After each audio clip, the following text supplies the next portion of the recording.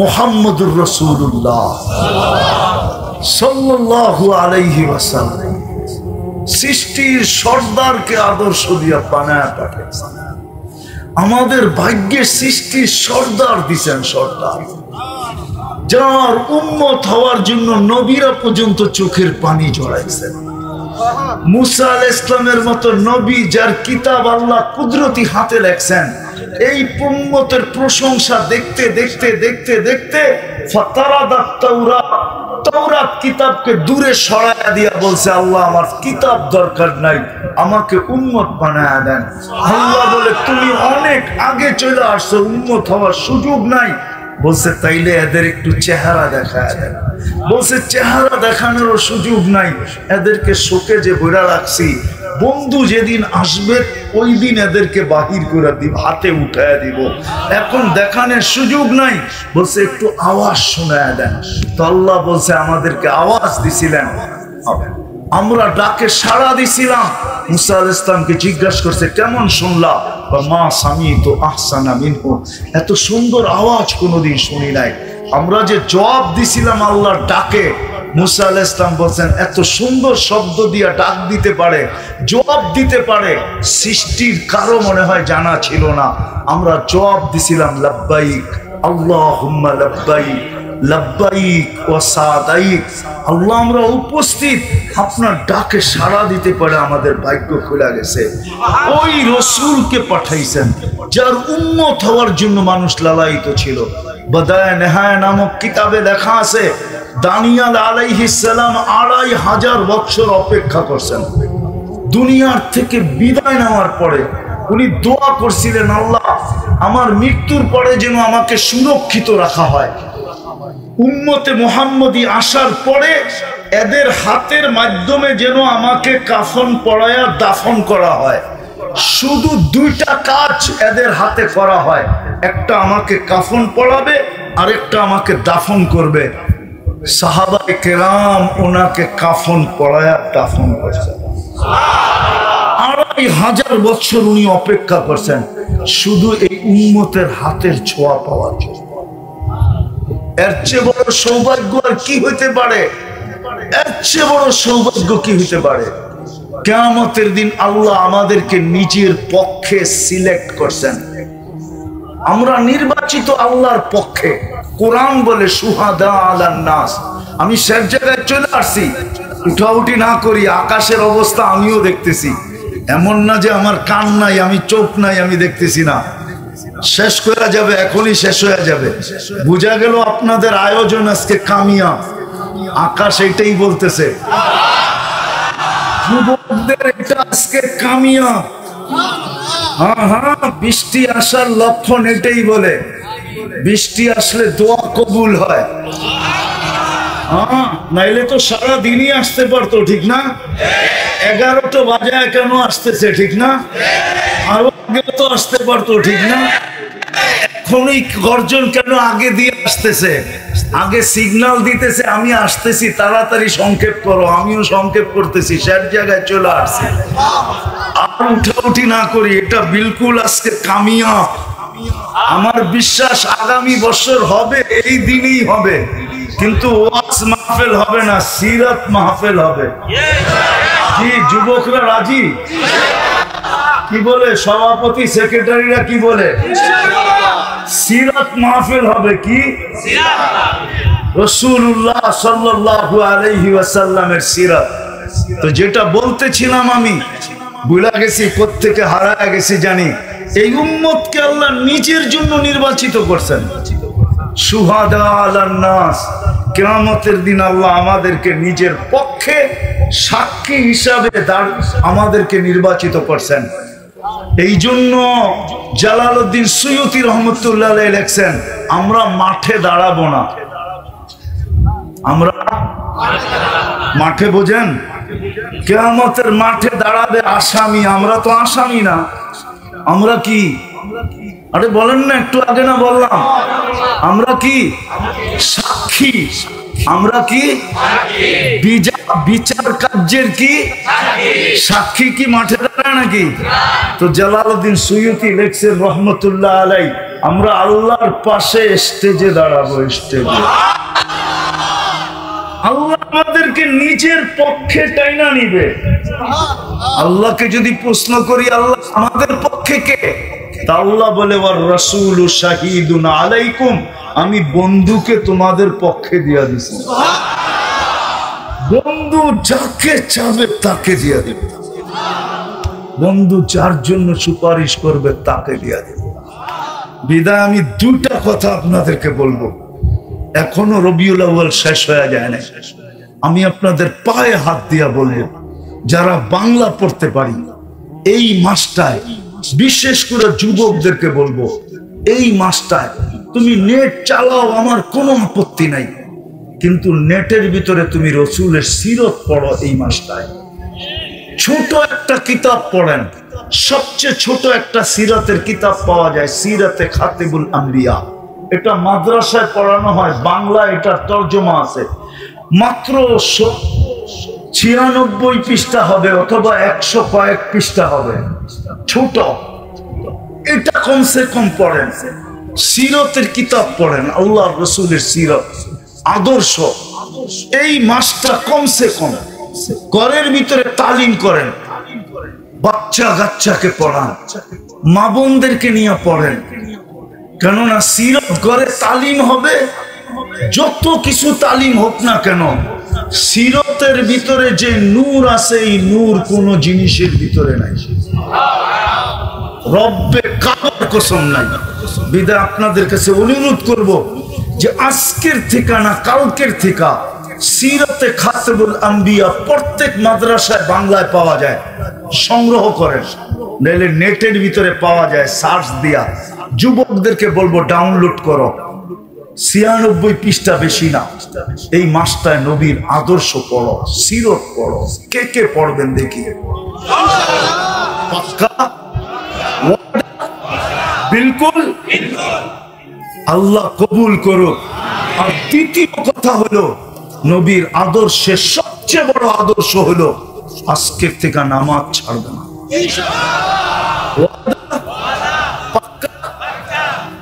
কেননা ওর চেয়ে বড় নিমক হারাম কেউ নাই। একটা শোনেন, ওর চেয়ে বড় নিমক হারাম কেউ নাই আল্লাহর কাছে।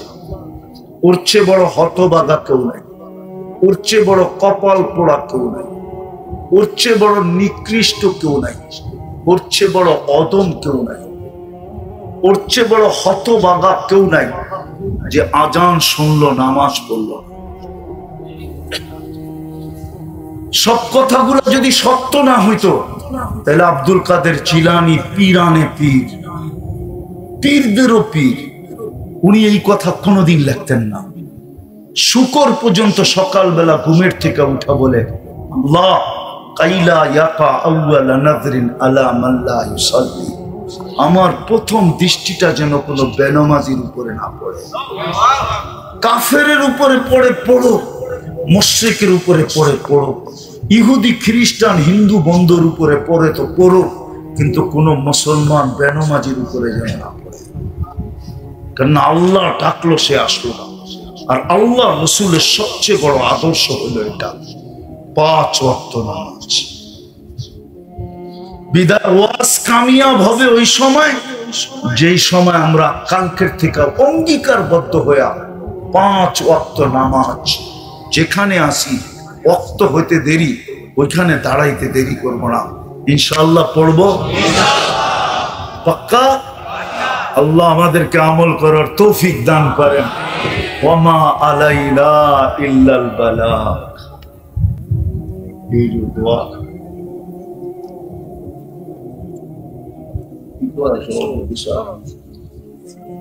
দোয়া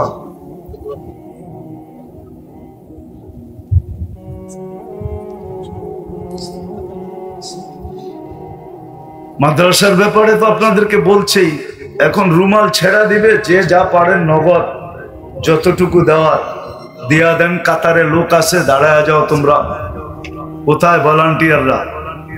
যে যতটুকু পারি, তারপরেই দোয়া হয়ে যাবে। জলদি জলদি জলদি জলদি। কোথায় লোক? কোথায় আপনাকে লোক? কোথায়? হ্যাঁ,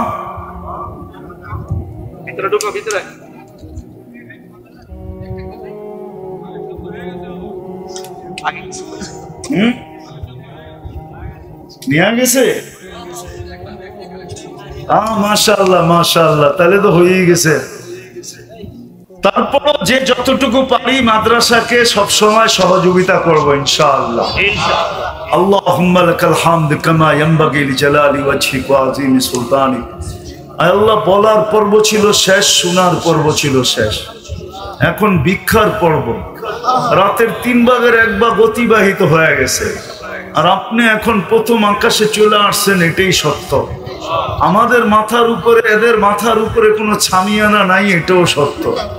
কোন মজলিসে বসে হাত তুললাম এটাও জানেন, কাদেরকে নিয়ে হাত তুললাম এটাও জানেন। শুধু এই মজলিসে যারা আছে তারা না, ঘরের অন্তরালেও মনে হয় কেউ বকর রাদিয়াল্লাহু তাআলা আনহু কোত্থেকে সিদ্দিক হইতেন, ওমর রাদিয়াল্লাহু তাআলা আনহু কোত্থেকে ফারুক হইতেন, উসমান রাদিয়াল্লাহু তাআলা আনহু কোত্থেকে জিন্নুরাইন হইতেন, আলী রাদিয়াল্লাহু তাআলা আনহু কোত্থেকে শেরে খোদা হইতেন, ১৬ লক্ষ সাহাবায়ে কেরাম কোত্থেকে কুল্লুন ওয়াদাল্লাহুল হুসনা হইতেন। আয় আল্লাহ, কবুলিয়ত না হইলে তো আমরাও উম্মত হইতে পারতাম না, কবুলিয়ত না হইলে আমরাও তো উম্মতে মুহাম্মদী হইতে পারতাম না, কবুলিয়ত না হইলে তো আমরাও মুসলমানের ঘরে আসতে পারতাম না, কবুলিয়ত না হইলেও জন্মের সাথে সাথে আমাদের কানে আযান আর ইকামতের ধ্বনি কোনোদিন হইতো না। বুঝা গেল সব কবুলিয়তের ফল। বিদায় আজকে আমরা কবুলিয়ত চাই, আর কিচ্ছু চাই না। এই যুবকদেরকে কবুল করেন, এই আয়োজনকারী যুবকদেরকে কবুল করেন, এদেরকে সাহাবায়ে কেরামের জামানার যুবকদের মতো কবুল করেন, সাহাবায়ে কেরামের জামানার যুবকদের মতো কবুল করেন, ওই যুবকদের মতো কবুল করেন যারা রাস্তা দিয়ে হাঁটলে আপনি বলবেন লাউলা শাবাবাতুস শাবাব, আপনি বলবেন ইউবাহিল মালাইকা, এরা যখন সিজদায় যাবে আপনি বলবেন ইন হাদা আবদি হাক্কা।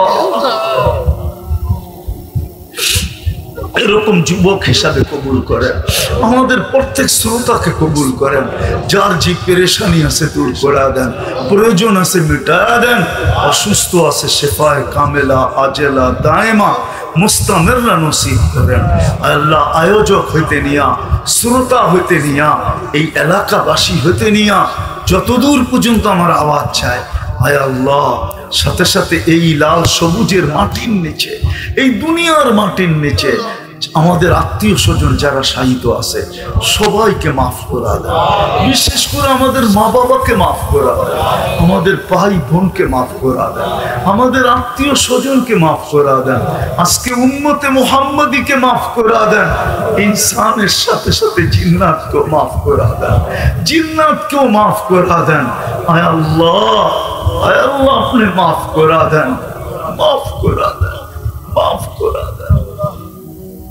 ওই হাদিসকে আজকে সত্য করা দেন যে পরিসমাপ্তি করতে দেরি, ঘোষণা হইতে দেরি হবে না। ইরজিউ মাগফুরান লাক কদ বুদ্দিলা সাইয়্যাতিকুম হাসানাত।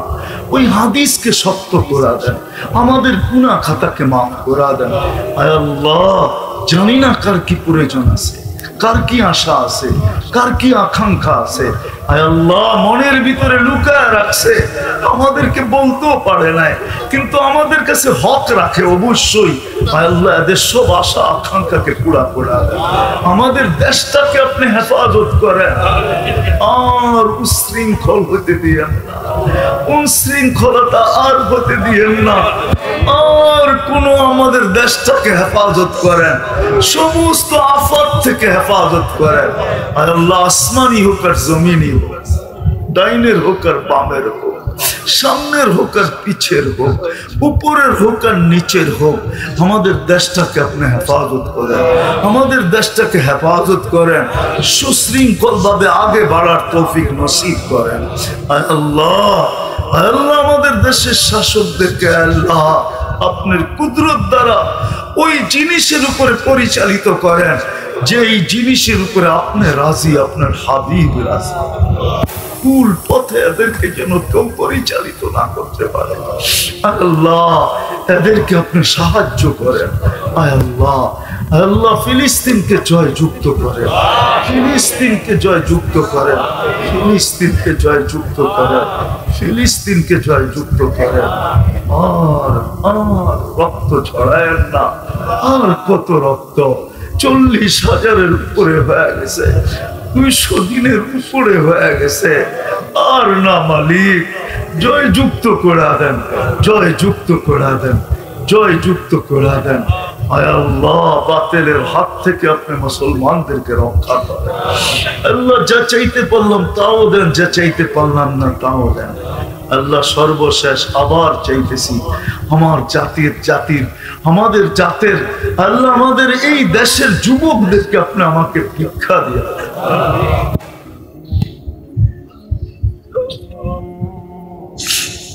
আমার জাতির যুবকদেরকে আপনি ভিক্ষা দিয়া দেন, আমার জাতির যুবকদেরকে আপনি ভিক্ষা দিয়া দেন। এদেরকে সঠিক পথে পরিচালিত করেন, এদেরকে একা নেক বানায় দেন। আয় আল্লাহ, আপনার হাবিবের মাহবুব বানায় দেন। আয় আল্লাহ, রবিউল আউয়াল মাস, আল্লাহ আপনার রবির সিরাতের উপরে চলার তৌফিক নসিব করেন। সাল্লাল্লাহু তাআলা আলা খায়রি খালক।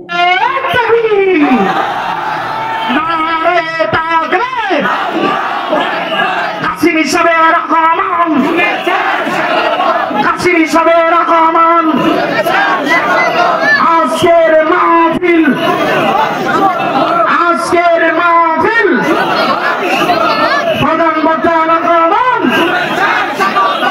নারে তাকবীর,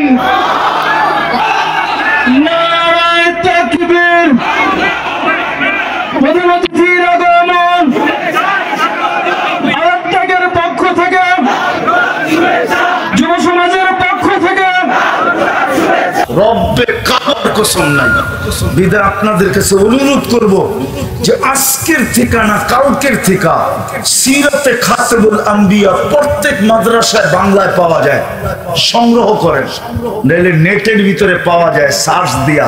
যুবকদেরকে বলবো ডাউনলোড করো, 96 পৃষ্ঠা, বেশি না। এই মাসটায় নবীর আদর্শ পড়ো, সিরত পড়ো। কে কে পড়বেন দেখি?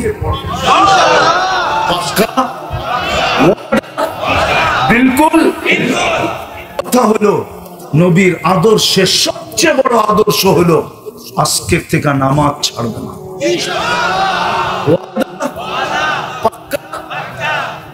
কেননা ওর চেয়ে বড় নিমক হারাম কেউ নাই। একটা শোনেন, ওর চেয়ে বড় নিমক হারাম কেউ নাই আল্লাহর কাছে।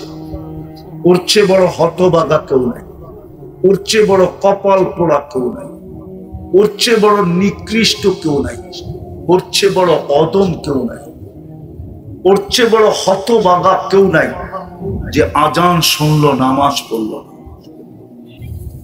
মুহাম্মদুর রাসূলুল্লাহ সাল্লাল্লাহু আলাইহি ওয়াসাল্লাম সৃষ্টির সর্দারকে আদর্শ দিয়া বানায় পাঠিয়েছেন।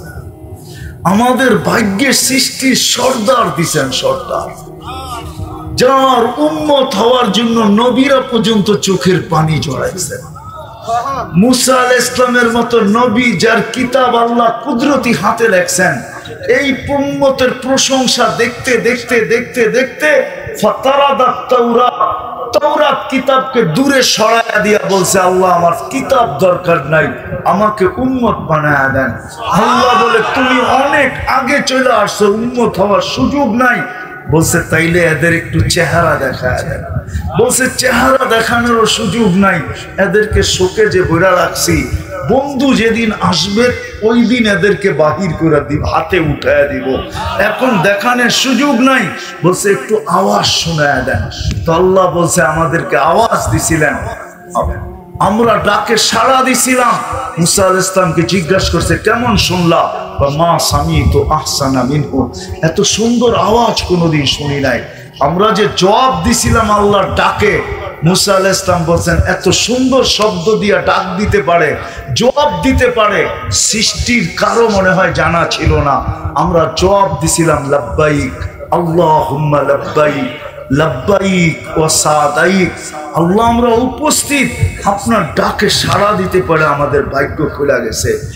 ওই রসুলকে পাঠাইছেন যার উম্মত হওয়ার জন্য মানুষ লালায়িত ছিল। বাদায়ে নেহায়া নামক কিতাবে লেখা আছে দানিয়াল আলাইহিস সালাম 2500 বছর অপেক্ষা করছেন। দুনিয়ার থেকে বিদায় নেওয়ার পরে উনি দোয়া করছিলেন, আল্লাহ আমার মৃত্যুর পরে যেন আমাকে সুরক্ষিত রাখা হয়।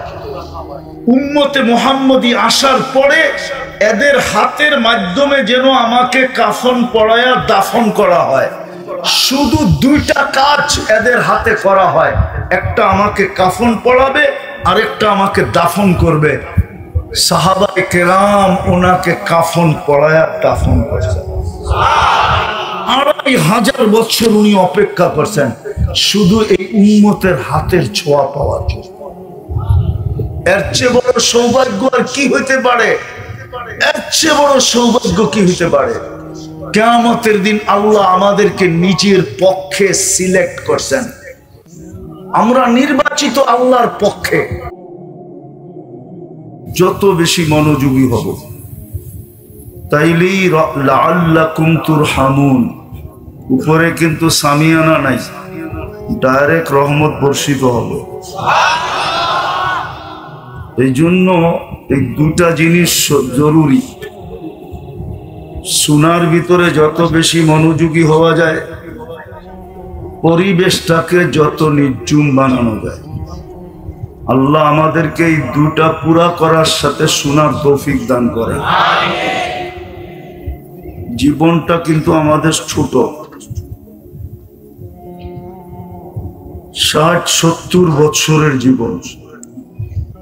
আমার কথা কিন্তু সুর হবে না, সুর আমার কাছে নাই কোত্থেকে দিব। বিদায় মনোযোগী হলে বুঝে আসবে জীবনটা কিন্তু আমাদের ছোট, 60-70 বছরের। কিন্তু এই উম্মত হওয়া উম্মত হওয়ার কারণে, উম্মতে মুহাম্মদী হওয়ার কারণে 60-70 বছর আমাদের কাউন্ট হবে না, হিসাব হবে না। হিসাব হবে অল্প সময়। প্রথম 15 বছরের হিসাব হবে না, যতক্ষণ পর্যন্ত নারী পুরুষ বালেগ না হয়, প্রাপ্ত বয়স্ক না হয়। এই সময়টা পুরাই নিষ্পাপ, নিষ্পাপ হিসাবে লেখা থাকবে। বিদায় পুরুষ যদি 15 বছরে হয় তাহলে 60-এর থেকে 15 হিসাবে আসবে না, কাউন্টে আসবে না। দ্বিতীয় আবার আরেকটাও কাউন্টে আসবে না। যতক্ষণ আমরা ঘুমায় থাকি ততক্ষণ কোরআন কলম আমাদের থেকে উঠানো থাকে। রুফিয়াল কলম নাইম হাত্তা ইয়াস্তাইকিজ। ঘুমন্ত ব্যক্তি যতক্ষণ ঘুমন্ত থাকে ততক্ষণ কলম তার বিরুদ্ধে যায় না। তাহলে এটাও আমাদের থেকে উঠানো থাকবে। যদি 24 ঘন্টায় 6 ঘন্টা ঘুমাই তো 4 ভাগের 1 ভাগ আমাদের আমল নামায় লেখা হবে, হিসাবে কাউন্টে আসবে না। তাহলে রয়ে গেল অল্প একটু। এই অল্প সময়টা, এটাই আমাদের জীবন, যেটা হিসাবের খাতায় আসবে। বিদায় আমরা যেখানেই বাস করি, বাসা আমাদের যেমনই হোক, বংশ আমাদের যেমনই হোক, কেননা দুনিয়াতে উঁচা বংশ নিচা বংশ আছে। ওয়াজআলনাকুম শুউবান ওয়া কাবাইলা। দুনিয়ার সবচেয়ে উচ্চ বংশ হলো কুরাইশ। তো আল্লাহ বংশে বিভক্ত করছেন, যেই বংশেরই হই, ভাষা যেমনই হোক।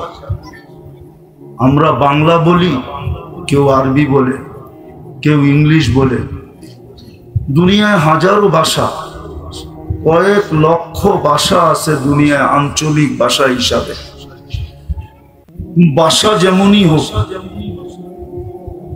বর্ণ যেমনই হোক, সব মানুষ এক রঙের না। গঠন যেমনই হোক, এটা আল্লাহর কাছে বিষয় না। আল্লাহর কাছে বিষয় হলো এই ছোট জীবনটা, যেটা আল্লাহ আমাদেরকে কাউন্ট করবেন, হিসাব করবেন। হিসাব কতটুক করবেন এটা আমি দেখায় দিলাম। প্রথম 15 বৎসর বালেগ হওয়া পর্যন্ত কোনো হিসাব নাই। এমনকি নাবালেগ যদি মারাও যায় তার কবরে প্রশ্ন উত্তরও নেই।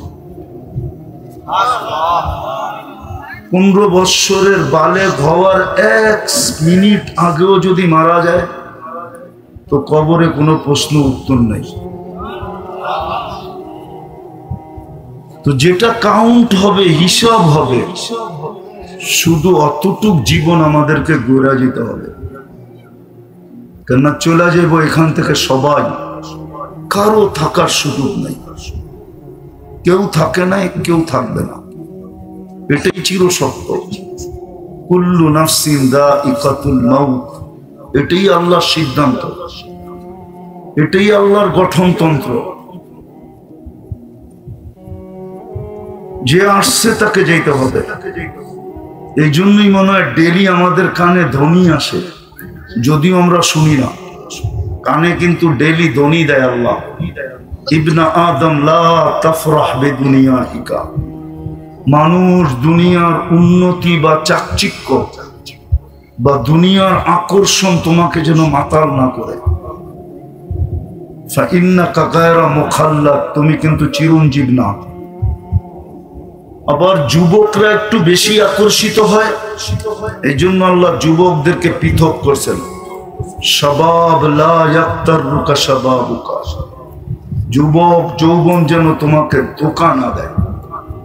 কাম মিন শাব সাবাকাকা ইলাল মাউত, কত যুবককে তো আমরা যৌবন সহ কবরের কোলে শোয়ায় দিলাম। ইচ্ছা করলে তোমাকেও শোয়ায় দিতে পারি, কারণ আল্লাহ ইচ্ছা করতে দেরি হইতে দেরি হয় না। ইদা আরাদা শাইয়ান আন ইয়াকুলা লাহু কুন ফায়াকুন, বলতে দেরি হতে দেরি হয় না। আল্লাহ বলে তোমাকেও কবরের কোলে শোয়ায় দিতে পারে। কিন্তু হ্যাঁ, আল্লাহ মানুষকে সুযোগ দেন, সত্য এটাই। একবারে ধরেন না, যদিও আল্লাহর ধরা বড় কঠিন। ইন্না বাতশা রাব্বিকা লাশাদীদ, আল্লাহর ধরা বড় কঠিন, যদিও মানুষ এটা বুঝতে চায় না। আল্লাহ মাঝে মাঝে প্রমাণ দেয়। এই জন্য আল্লাহ নিজেই বলছেন অমাকারু, মানুষ অনেক এটাকে কি বলে প্ল্যান করে, অনেক কি করে প্ল্যান করে। অমাকারু অমাকার আল্লাহ, আল্লাহ নিজেরটা শেষে বলছেন যে তোমরা প্ল্যান করতে করতে করতে করতে যেখানে শেষে যে পৌঁছবে, বল একটা থাকবে, রান 6টা লাগবে। কি বল? রান। আল্লাহ বলে আমি এক বলে ছক্কা পিটায় দেখায় দিন। প্রমাণ তো আর দিতে হবে না, ঠিক না? এরকম প্রমাণ হাজারো দুনিয়াতে আছে। আল্লাহ বলে আমি শেষে খেলবো। তো যেটা বুঝাইতেছিলাম, যুবককে আল্লাহ সতর্ক করেন, আমাদেরকে আল্লাহ সতর্ক করেন। আল্লাহ বুঝান, আল্লাহ বাধ্য করেন না। এই জমিনটা বাধ্য, বিদায় আমরা মহাশূন্যের এই জমিনের পিঠে বসবাস করতেছি। জমিনটা কোনো নিচে খুঁটি দিয়া দাঁড় করানো নাই, এটা মহা আকাশে ভাসমান।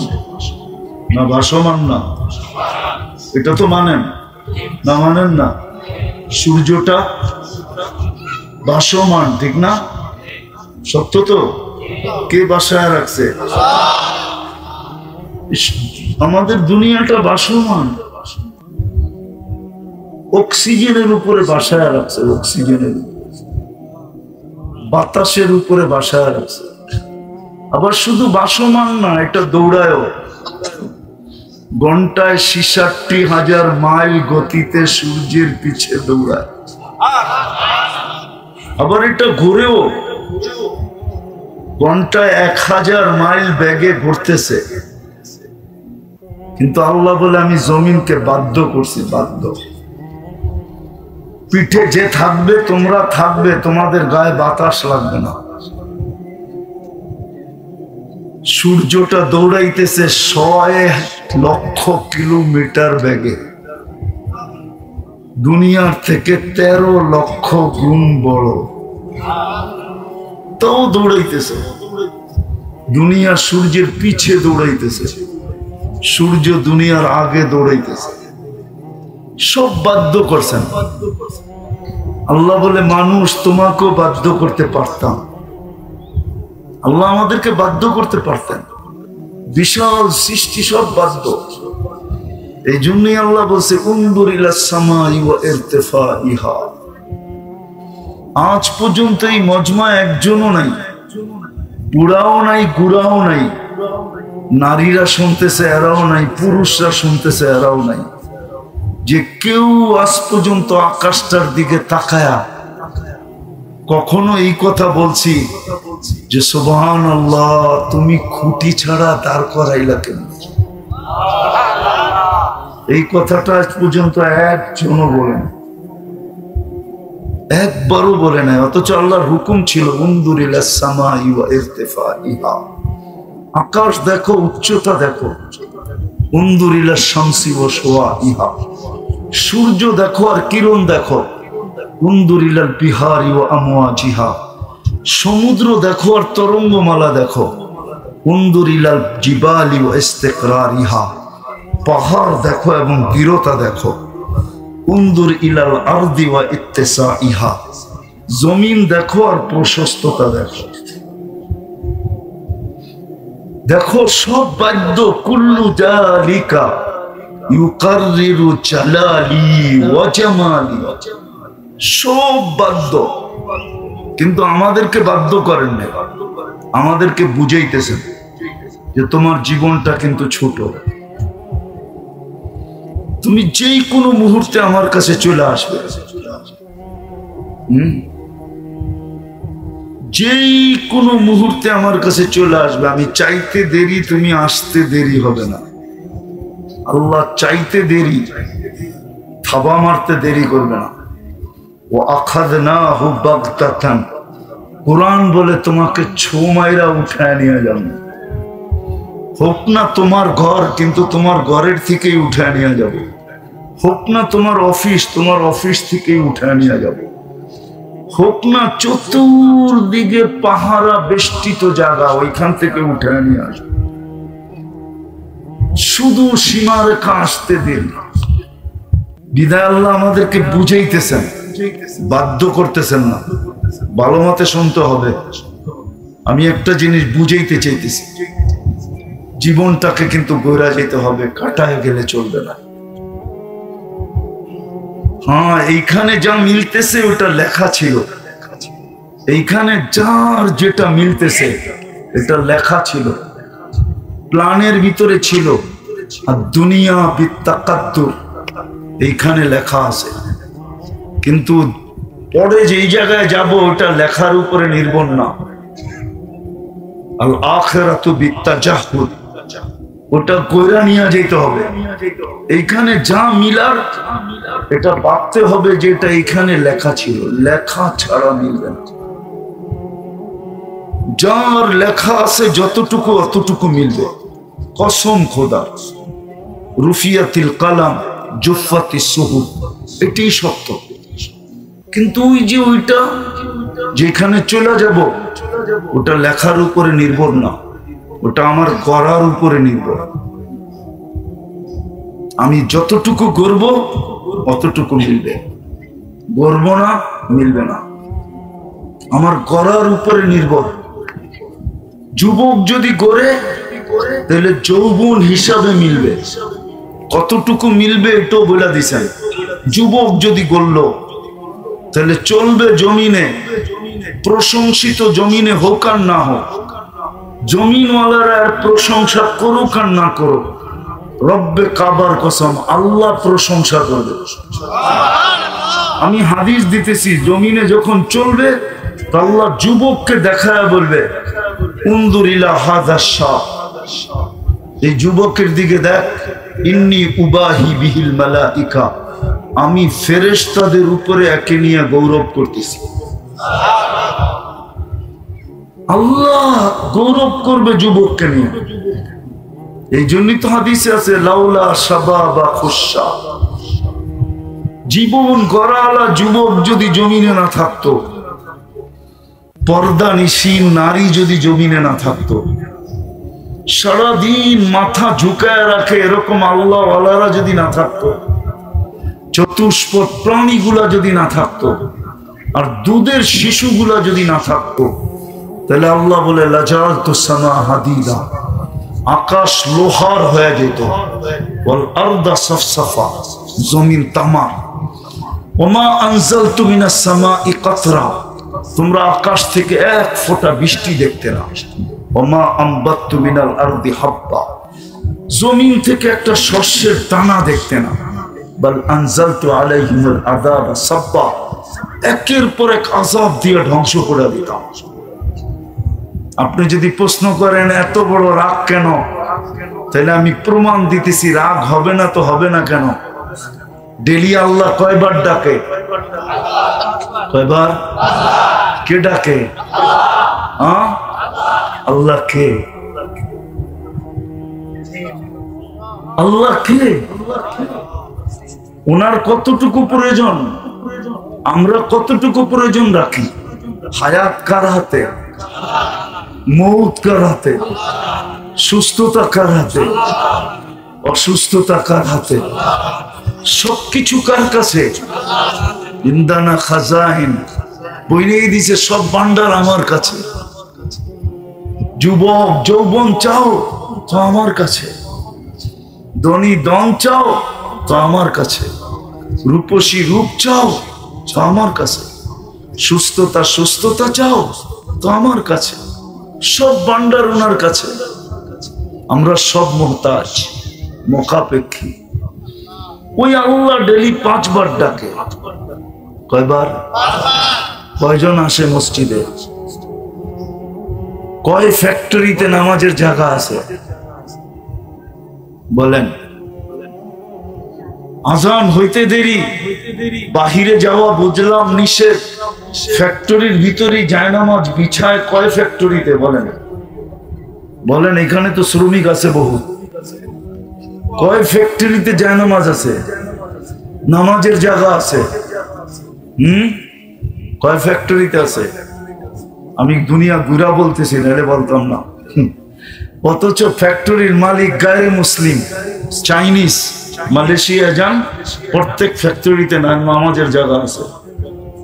কেউ যদি প্রবাসী থেকে থাকে তাহলে আমার কথা সত্যায়িত করবে। অথচ গায়ে মুসলিম, চাইনিজ, বুদ্ধিস্ট, কিন্তু ওর নামাজের জন্য ফ্যাক্টরিতে জায়গা আছে। নামাজের সময় হলো নামাজের সময় দিবে, কিন্তু এখানে সব ফ্যাক্টরি মালিক মুসলমান, কোন ফ্যাক্টরিতে নামাজের জায়গা নেই। অথচ ডাকে কে? ডাকে ডেলি কয়বার? কতটুক মুখাপেক্ষী আমরা আল্লাহ? কতটুক? আরে বলেন না, শ্বাসে শ্বাসে মুখাপেক্ষী, শ্বাসে শ্বাসে। এক শ্বাস স্বাভাবিক নিতে দেওয়ার দাম দিতেছি আমি, দাম শুনাইতেছি। স্বাভাবিক শ্বাস নেওয়ার দাম কতটুকু? 2020-এ বাংলাদেশের এক শিল্পপতি করোনায় আক্রান্ত হয়ে যখন ভেন্টিলেটরে ছিল, ডাক্তারদেরকে বলছিল আমাকে স্বাভাবিক শ্বাস নিতে দাও, আমার সারা জীবনের সমস্ত সম্পত্তি তোমাদের নামে লেখা দিব। পত্রিকায় আছে, পত্রিকায়। আমি নাম বললাম না, নাম বললে সবাই চিনবে। শুধু স্বাভাবিক শ্বাস নেওয়ার দাম এটা, সারাদিন নিতে দেয় কে? কয়বার নিতে দেয়? ডেলি সারা দিনে 1,60,000 বার নেই আর ছাড়ি, নেই 80,000 বার, ছাড়ি 80,000 বার।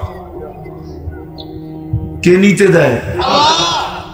অথচ স্বাভাবিক শ্বাস নেওয়ার দাম দেখাইলাম। সমস্ত সম্পত্তি লেখা দিতে রাজি ছিল, তারপরও চাইছিল স্বাভাবিক শ্বাস নিতে। যুবক, তুমি তো সারাদিন স্বাভাবিক শ্বাস নেবে, কদমে কদমে তো তুমি আল্লাহর মুহতাজ। রাত্রে ঘুমায়া যাই, সকালে উঠাইলে না উঠবো, যদি না উঠান দুনিয়াতে কি প্রমাণ নাই? কোরআনে তো প্রমাণ আছে। 309 বছর উঠান নাই, 309 বছর। আসহাবে কাহাফকে 309 বছর ঘুম পড়ায় রাখছেন, 309 বছর এই জমিনে ঘুম পড়ায় রাখছেন, 309 বছর উঠতে দেন নাই। বলো, তোমাকেও যদি উঠতে না দেয়? এখনো আছে। আজকে পড়ায় 40 বছর হবে, নেটে সার্চ দিলে পাওয়া যাবে। সৌদি আরবের যুবরাজ ঘুমায় আছে 40 বছরের বেশি, এখনো ঘুমায় আছে।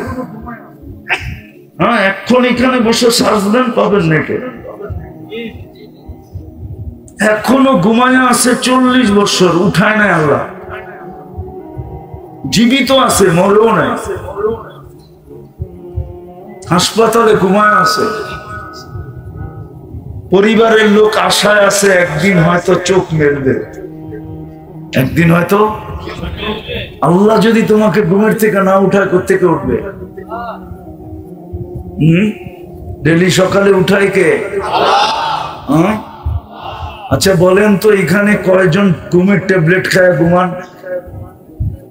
একজনও না। কেননা শ্রম পেশার মানুষের ঘুমের ট্যাবলেট খায় ঘুমাইতে হয় না। কেননা আল্লাহ যখন সারাদিন কাজ করে ফিরে আসে আর বিছনায় যখন পিঠ দেয়, তা আল্লাহ নিচে বলেন, আমি থাপ্পি দিয়া ঘুম পড়ায়। থাপ্পি বুঝেন কি? পিঠ থাবড়ায় ঘুম পড়ায় দেব। এই জন্য ঘুমের ট্যাবলেট লাগে না। আর এই টঙ্গিতে আছে বহুত মানুষ, সারা রাত্র ঘুমের ট্যাবলেট খায়ও ঘুম হয় না, পায়চারি করতে থাকে, ঠিক না? কি আগে একটা খাইলে এখন 3টা খায়, তারপরও ঘুম আসে না। মনে হয় বুঝাইতে পারি না। অথচ এই শ্রম পেশার মানুষগুলা বিছনায় পিঠ লাগাইতে দেরি, খালি ঘুম আসে নাকি? নাক ডাকতে দেরি করে না, ঠিক না? মাঝে মাঝে বউ পর্যন্ত খোঁচাইয়া উঠায়, তোমার নাক ডাকায় আমারও ঘুম হয় না। সকালে উঠে ঝগড়া শুরু হয়, ঠিক না? ও বলে, আমি এত ক্লান্ত, ঘুমায় গেছে, কি করবো? ঘুমের ভিতরে হয়, আমি কি ইচ্ছা করে করি? তোমাকেই নাক ডাকায় কে? তো আল্লাহ বুঝাইতে চাইতেছেন যে জীবনটা ঘোরা যেতে হবে, কাটায় গেলে চলবে না। কিন্তু একটা প্রশ্নের জায়গায় চলে আসছি আমি, কথা লম্বা হবে না। আমি জানি কালকে কর্মদিবস, এই জন্য লম্বা হবে না। আমি কথাকে গুছায় নিয়ে আসতেছি। আল্লাহ কি বলে? ডেলি 5 বার মাসে, 150 বার বৎসরে। বৎসরে কতবার? 1800 বার, বরং বেশি হবে।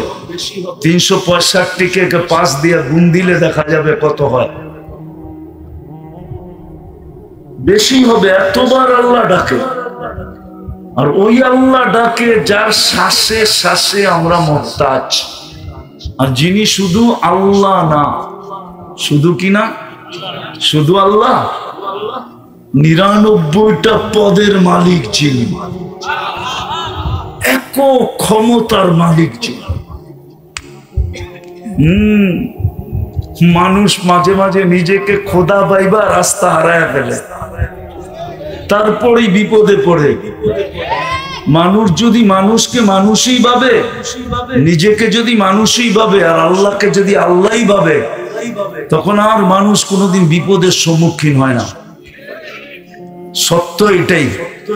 তা আল্লাহ 99টা পদের মালিক, শুধু আল্লাহ না, আল্লাহ রহমান, আল্লাহ রহিম, আল্লাহ মালিক, আল্লাহ কুদ্দুস, আল্লাহ সালাম, আল্লাহ মুমিন, আল্লাহ মুহাইমিন, আল্লাহ আজিজ, আল্লাহ জব্বার, আল্লাহ মুতাকাব্বিরুল খালিকুল বারিউল মুসাব্বিরুল গফফারুল কহ্হারুল ওয়াহ্হাবুর রাজ্জাকুল ফাত্তাহুল আলিমুল কাবিদুল বাসিতুল খাফিদুর রাফিউল মুইসুল মুদিল্লুস সামিউল বাসীরুল হাকামুল আদলুল লতীফুল খবীরুল হালিমুল আযীমুল গফুরুশ শাকুরুল আলিয়্যুল কবীরুল হাফিজুল মুকীতুল হাসিবুল জলিলুল করিমুর রকিবুল মুজিবুল ওয়াসি আল হাকিমুল ওয়াদুদুল মজিদুল বাঈসুশ শাহীদুল হকুল ওয়াকিলুল القوي المتين الولي الحميد الموصي المبدي المعيد المحيي المميت الحي والقيوم الواجد الماجد الواحد الأحد الصمد القادر المقتدر المقدم المؤخر الأول والآخر الظاهر والباطن الوالي المتوالي البر التواب المنتقم العفو الرؤوف مالك الملك ذا الجلال والإكرام المقسط والجامع والغني والمغني المانع الدار النافع النور الهادي البديع والباقي الوارث والرشيد الصبور جل جلاله الله 99 পদের মালিক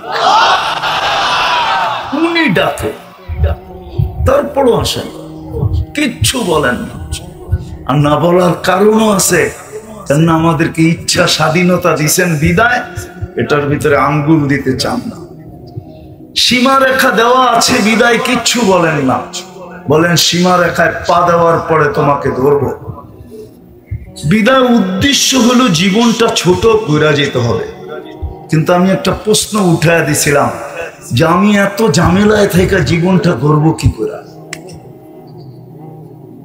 এটা রবিউল আউয়াল মাস চলতেছে ওয়াজ মাহফিল না হয়ে যদি এটা সিরাত মাহফিল হইতো আর আমি আজকে 1 তারিখ থেকে সর্ব জায়গায় বলতেছি উচিত ছিল বাংলাদেশে কমসে কম এই পুরাটা মাস প্রত্যেকটা মসজিদে মসজিদে প্রত্যেকটা মহল্লায় মহল্লায় প্রত্যেকটা এলাকায় এলাকায় প্রত্যেকটা গলিতে গলিতে সিরত মাহফিল হওয়া উচিত ছিল সিরত মাহফিল সিরত হওয়া উচিত ছিল রবিউল আউয়াল হিসাবে কেননা আমাদের নবীজি এই মাসে দুনিয়াতে আসছেন কয় তারিখে আসছেন এটা নিয়ে মতানৈক্য থাকতে পারে কিন্তু এই মাসে আসছেন এটা নিয়ে কোনো মতানৈক্য নেই রবিউল আউয়াল মাসে দুনিয়াতে আসছেন আবির্ভাব ঘটছে রবিউল আউয়াল মাসে রবিউল আউয়াল মাসে জন্ম নিছেন বিদায় এই মাসে সিরত মাহফিল হওয়া উচিত ছিল পুরা মাস প্রত্যেক মসজিদে মসজিদে প্রত্যেক মহল্লায় মহল্লায় সবাই এই মাসে আমি তাবলীগ আলাদের একটা কথাকে জের টাইনা বলতে চাইতেছি সূত্রটাই না যেমন হজের মাস আসলে প্রত্যেক মসজিদে ফাজাইলে হজের তালিম হয় রমজান আসলে ফাজাইলে রমজানের তালিম হয় রবিউল আউয়াল মাসে সিরাতের তালিম হওয়া উচিত ছিল পুরা মাস সিরাত কেননা আমাদের এই জীবনটাকে গড়ার জন্যই আল্লাহ নমুনা বানায়া আদর্শ বানায়া জিনাকে পাঠাইছেন উনি মুহাম্মাদুর রাসূলুল্লাহ ওনাকে পাঠাইছেন এই জন্য যেন এই উম্মত এই ছোট জীবনটা 2 ভাগে বাদ দেওয়ার পরেও যেটুক থাকে এটুকু যেন গইরা আসতে পারে হেলায় যেন নারী হারায় না দেয় পুরুষ হারায় না দেয় যুবক হারায় না দেয় বৃদ্ধ হারায় না দেয় কেউ হারায় না ফেলে এই জীবনটা যেন সহজে গইরা আসতে পারে এই জন্য আদর্শ হিসাবে আল্লাহ মুহাম্মদুর রাসূলুল্লাহ সাল্লাল্লাহু আলাইহি ওয়াসাল্লামকে পাঠাইছেন যুবক তুমি যদি যৌবনকে সুরক্ষিত করতে চাও যে আমার যৌবন সুরক্ষিত হোক আর যৌবনের যে বেনিফিট আমি তো একটা তোমাকে শুনাইলাম আরো 1 ডজন শোনানো যায় দুনিয়াওয়ালারা তোমার যৌবনের প্রশংসা করুক আর না করুক তোমাকে মূল্যায়ন করুক আর না করুক 1 ডজন এই বৈঠকে শোনানো যায় যে আল্লাহ তোমাকে কিভাবে মূল্যায়ন করবে কতটুকু মূল্য তোমাকে দিবে যদি তুমি যৌবনে আল্লাহর রসুলের আদর্শকে নিজের জীবনে প্রতিফলিত করো, পুরুষ যদি পুরুষত্বের ভিতরে আল্লাহর রসুলের আদর্শকে প্রতিফলিত করে, তাহলে আল্লাহ এই পুরুষকে কতটুকু মূল্যায়ন করবে, নারী যদি করে তাকে কতটুকু করবে, গরিব যদি করে তাকে কতটুকু করবে, ধনী যদি করে তাকে কতটুকু করবে, শাসকরা যদি করে তাহলে তাকে কতটুকু করবে। শাসকরা যদি করে, বুঝে তো না, শাসকরা বোঝে না, যদি বুঝতো তাহলে খোদার কসম এই পাওনা কেউ ছাড়তো না। ফেরদাউসুল আলার ভিতরে একটা সোসাইটি আছে, যেমন বাংলাদেশে ঢাকা শহরে অনেকগুলা সোসাইটি আছে, গুলশানও একটা সোসাইটি, বনানীও একটা সোসাইটি, ধানমন্ডিও একটা, বারিদারাও একটা সোসাইটি না, আবার মিল্টু রোড একবারে উন্নত সোসাইটি, ঠিক না? ফেরদাউসুল আলার ভিতরে একটা সোসাইটি আছে, লা ইয়াদখুলুহা ইল্লাল আদিল, ইনসাফকারী শাসক ব্যতীত এখানে কেউ ঢুকতে পারবে না। লেখাই আছে লা ইয়াদখুলুহা ইল্লাল আদিল, গেটে লেখা আছে, ভিতরে সোসাইটি আছে। যেমন জান্নাতের ভিতরে একটা লেক আছে, রাইয়ান নামক লেক, ওইখানে শহর আছে বানানো, ওইটার ভিতরে হাফেজ ব্যতীত কেউ ঢুকতে পারবে না, শুধু হাফেজ ঢুকবে। আবার ঢুকার আগে 70,000 গেট আছে, প্রত্যেক গেটে 70,000 ফেরেশতা আছে। যখন সে ঢুকবে তো 490 কোটি ফেরেশতা তাকে গার্ড অব অনার দিবে, শুধু সালাম দিয়া না, আবার প্রত্যেকের হাতে উপটোকন থাকবে। এরকম জান্নাতে সোসাইটি আছে।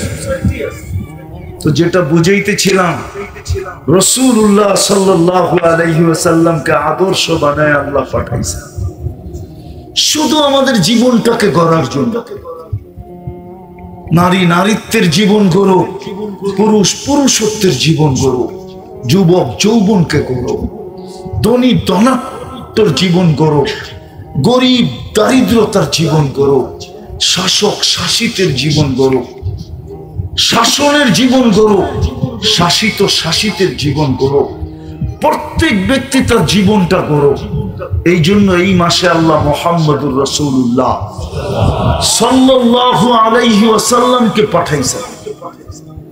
উনি আয়েশা আমাদেরকে করার পদ্ধতি দেখাইছেন, শর্ট সময় কিভাবে গড়তে পারি। জীবনটা তো ছোট, এই ছোট সময়ের ভিতরে যেন গড়তে পারি, তো আমাদেরকে উনি পদ্ধতি দেখাইছেন। ওনার কারণেই আমরা এই পদ্ধতি পাইছি, নাইলে আমরা পাইতাম না।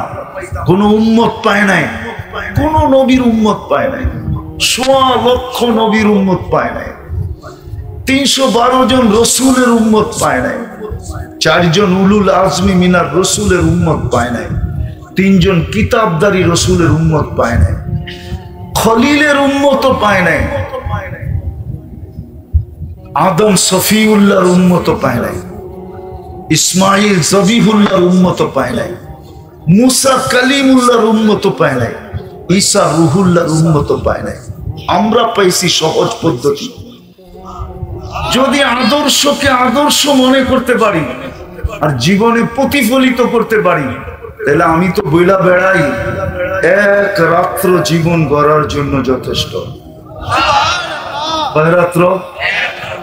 কয় রাত্র বলবেন? এক রাত্র। এটা আবার কোন রাত্র? এক লাইলাতুল কদর, 83 বছর। আপনি বাঁচবেন কয়দিন? এক রাত্র জীবন গড়ায় যথেষ্ট। এক সুন্নতে 100 শহীদের মালা গলায় পড়ার জন্য যথেষ্ট। এক সুন্নত। এই জন্যই তো আমি বলি, যুবকরা যদি চুল নেটে না দেখা কাটতো, যদি সেলুনে যাইয়া বলতো যে আল্লাহ রসুলের আদর্শ মতে আমার চুল কেটে দাও, আর সেলুনওয়ালা যদি না জানতো, যদি হুজুরের কাছে ফোন করে জিজ্ঞাসা করে নিত যে আমার রসুলের আদর্শে চুল কাটা কিরকম, মুহাল্লিকিনা রুউসাকুম আও মুকাসসিরিন, আমি কিভাবে চুল কাটবো আল্লাহর রসুলের আদর্শ মতো আমাকে বলেন। তাইলে রব্বে কাবার কসম, যুবক তোমার চুল কাটার আদর্শ যথেষ্ট হতো। কিয়ামতের দিন যখন তুমি আল্লাহর রসুলকে দেখতে, তো সবার আগে হাত পাতা সুযোগ হতো। তোমাকে যদি প্রশ্ন করতো হাত পাতো কেন, বলে সারা জীবন আপনার আদর্শে চুল কেটে আসছি, আজকে হাত পাতবো না তো কবে পাতবো? কি দিবেন দেন না? কসম খোদা, যেখানে সারা দুনিয়া বাংলাদেশের 99.9 যুবক চুল কাটে নেটে দেখা। নেটে দেখা না, নেটে না দেখো, সেলুনে যে ডিজাইন দেখা তো কাটে। হ্যাঁ, 99.9 যুবক মা বোনরা যদি আল্লাহর রসুলের আদর্শ মতো চলতো,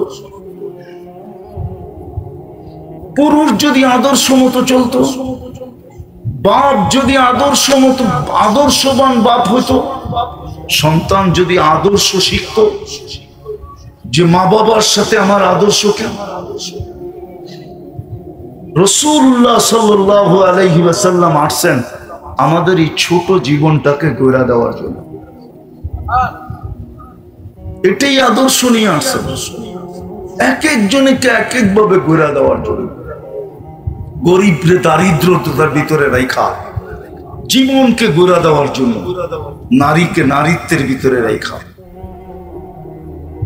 এক বয়ানে তো সব বুঝানো যাবে না, এতটুকু বুঝানো যাবে, কিন্তু সত্য এটাই, আমাদের জীবনটা যদি আল্লাহর রসুলের আদর্শে আদর্শবান না হইল, আল্লাহর রসুলের আদলে না হইল, আল্লাহর রসুলের আদর্শ মতো যদি না হইল, তাহলে জীবন করবে না, জীবনটা কেটে যাবে। কালকে প্রশ্নের সম্মুখীন হব। হতে পারে এই অল্প সময়ের জীবনকে মিলায়া দিতে যায়, হিসাব কিতাব মিলায়া দিতে যায় 50,000 বৎসর দাঁড়ায় থাকতে হবে। লা ইয়াসালু কাদামা আবদিন, পাও হেলাইতে দিবে না। তুবাদ্দিলুল আরদা গায়রাল আরদ, জমিনকে উল্টায়া দিবে, নিচে আগুন জ্বালায়া দিবে। এখনো আগুন আছে। কিরকম আগুনের তাপ হবে নিচের? আল্লাহর রসুল বলছে লাউ উলকিয়া জিবালাত দুনিয়া লাযাবা, আগুনে মোমবাতি ঢাললে গলতে সময় নেয়, কিন্তু পাথরের পাহাড়গুলা নিক্ষেপ করতে গলতে সময় নিবে না। এরকম কঠিন আগুন থাকবে। সূর্য মাথার উপরে থাকবে, 1.5 কিলোমিটার উপরে। এখন 9,30,00,000 মাইল দূরে সূর্য ডুবে গেছে। এখন বাজতেছে 11টা, ডুবছে 5টা 12-তে। 5 আর 6 11, মোটামুটি 5 ঘন্টা হয়ে গেছে। 6 ঘন্টার কাছাকাছি সূর্য ডুবে গেছে। তারপরও সবার কপালে ঘাম দেখতেছে। যেদিন সূর্য 1.5 কিলোমিটার মাথার উপরে আসবে, কেমন তাপ হবে? 50,000 বৎসর দাঁড়ায়া দিতে হবে হিসাব। বলবেন 60 বৎসরে এত ছোট জীবনের হিসাব দিতে 50,000 বৎসর কেন লাগবে? তাইলে ওইটা দেখাইতে গেলে সময় বেশি লাগবে। একটা দিয়েই দেখাই, ডেলি 1,60,000 বার শ্বাস প্রশ্বাস নেন, মাসে কতবার নেন? বৎসরে কতবার নিছেন? 30-35 বৎসরে কতবার নিছেন? ডেলি যে 1,60,000 বার নেন। এই মজলিসে একজন আমাকে বলুক ডেলি আমি 200 বার আল্লাহ বলায় অভ্যস্ত। এক যুবক বলুক যে আমার হাত কাজ করে, আমার পাও কাজ করে, আমি মুখ দিয়ে আল্লাহ আল্লাহ বলি, আর ডেলি আমি কমসে কম 200 বার আল্লাহ বলা ডাকি। একজন হাত উঠায় বলুক যে আমি ডেলি 200 বার আল্লাহ বলায় অভ্যস্ত। আল্লাহ যদি জিজ্ঞাসা করে 1,60,000 বার ডেলি শ্বাস প্রশ্বাস নিছিস, আমাকে কয়বার ডাকছিস বল? ডেলি 550 লিটার অক্সিজেন নিছিস তুই। ও মেরে দোস্ত, একটা দুর্গন্ধ নাকে লাগে না লাগে না? লাগে। না লাগে না? নদীর দুর্গন্ধ লাগে? লাগতেছে না? লাগতেছে না? হ্যাঁ, এই দুর্গন্ধটা কি ভালো, স্বাস্থ্যকর? হ্যাঁ, কিন্তু এখানে বসে তো নিতেছেন আর ছাড়তেছেন, ঠিক না? কসম খোদার, দুর্গন্ধ নাকে লাগে, ভিতরে যাইতে দেয় না আল্লাহ। আল্লাহ জানে এই দুর্গন্ধ ভিতরে গেলে ভিতরটা এফেক্টেড হবে, নাক পর্যন্ত ওকে আসতে দেয়, তারপরে ভিতরে যাইতে দেয় না। না না না না না। যদি প্রমাণ দেই তাহলে আরেকটা দিয়ে প্রমাণ দেই। এইবার ঢাকা শহরের গরমের তাপমাত্রা উঠছিল কতটুকু? 42 থেকে 43, ঠিক না? 44 উঠছিল, ঠিক না? বাংলাদেশের তাপমাত্রা উপরে কতটুকু উঠছিল? হ্যাঁ, 44 মিটারে ছিল। গায়ে